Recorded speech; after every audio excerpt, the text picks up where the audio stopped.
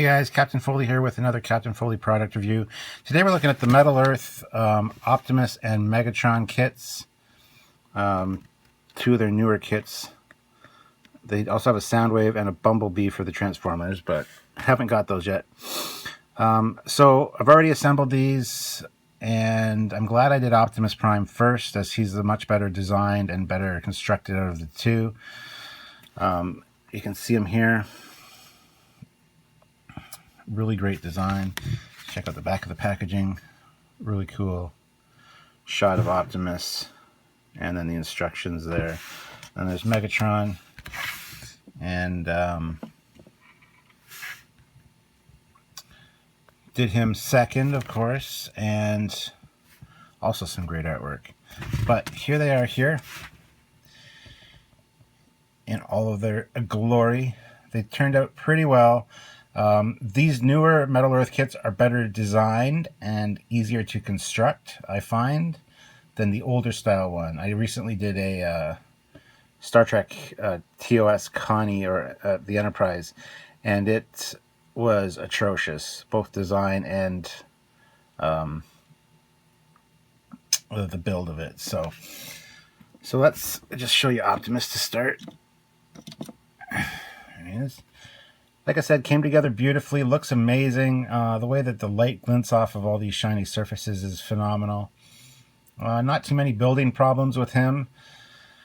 One of the things I suggest for these Metal Earth kits, it says no glue or solder required, but a lot of the tabs, they say to twist them 90 degrees instead of folding them down. I generally fold all the tabs down, and ones that are a little loose, or you want to keep tight for a long time, I just put a little dab of not crazy glue, but like CA glue, which is a very strong glue. I put that on there to really hold those tabs in place so that down the road they're not going to cause you any problems.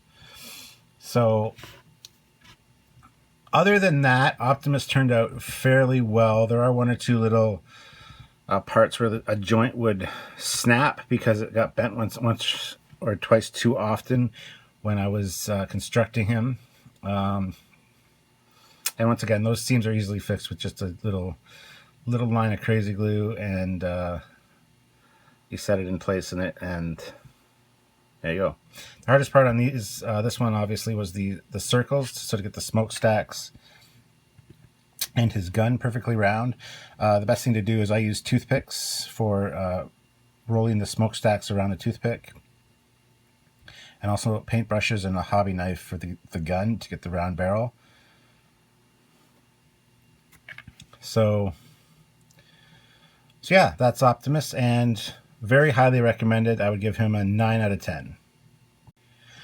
Next up, of course, would be Megatron.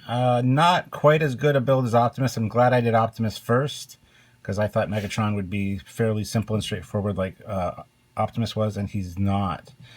There's a lot more rounder surfaces on Megatron. Of course, you got the gun barrel, you've got his legs there, which are kind of curved pieces, which are hard to get that curve right. Once again, just using either doweling or the handle of your X-Acto knife or a paintbrush, pencil, anything like that can get those round looks you're looking for.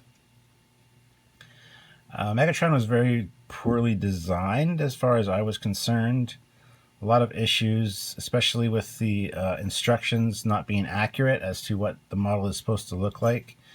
This piece on the back, right in here, does not fit well at all, and there's no real guide as to how it's supposed to go on.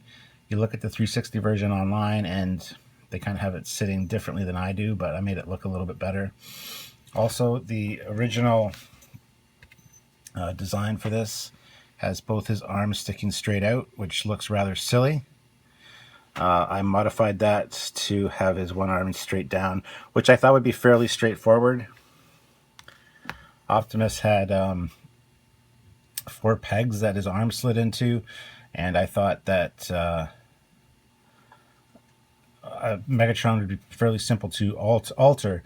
Unfortunately, the way the pegs are, you have no alternative but to put it in the straight out position. However, you can see that mine is not. That's because I folded the pegs over and I just crazy glued that arm straight onto the side of the model.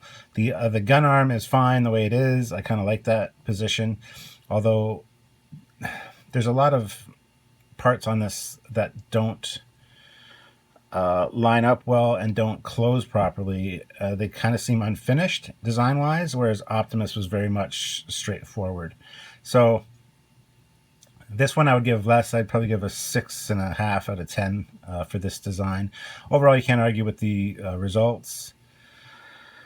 Megatron has more of a muted and matte finish than Optimus does, who's rather shiny. One of the things that I didn't like about Megatron was in the instructions, they said his gun, if you see here, it's got a texturing on it, like a ribbing, or an engraved side, as the instructions say. They say to put the engraved side in, so that the outside of the gun is shiny.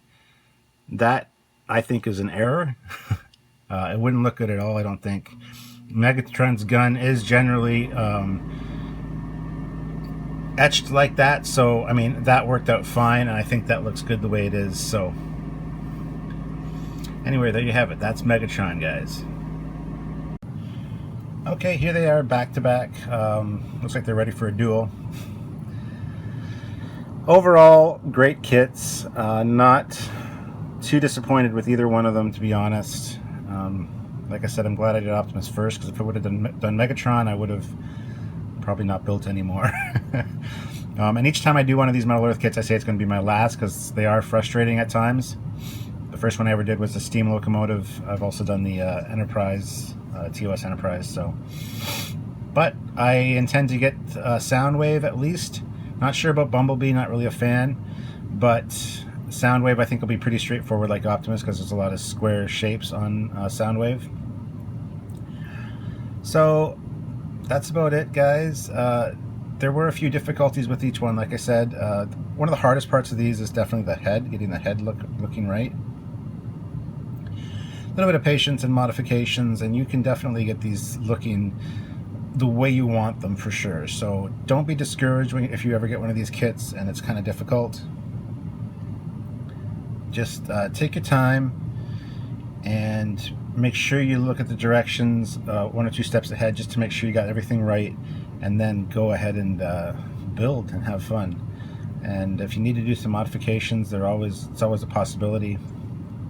Almost no modifications were done on Optimus, but Megatron, I needed to do quite a lot of little tweaks and things to get him looking accurate and in a better standing position than what they originally had intended. So anyway, guys, that is it for me, Captain Foley. This has been another Captain Foley product review of the Metal Earth Transformers 3D metal kits. So hopefully you guys enjoyed it. If I get any more, if I get Soundwave, I will be doing a review on him as well. I'm also going to be doing a review on my Metal Earth Enterprise, so stay tuned for that. And I will see you all very soon. Until next time, guys, this is Captain Foley signing off. Bye-bye.